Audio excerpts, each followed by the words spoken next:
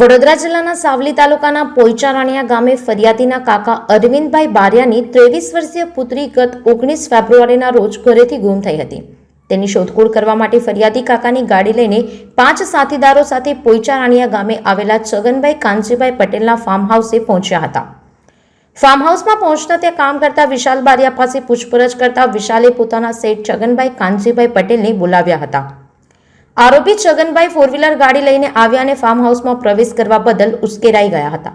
ત્યારે તેઓએ પોતાની રિવોલ્વરમાંથી 2 રાઉન્ડ હવામાં ફાયર કરતા તમામ લોકો ગભરાઈ ગયા અને તરત જ ત્યાંથી રવાના થવા ગેટ પાસે પહોંચ્યા હતા।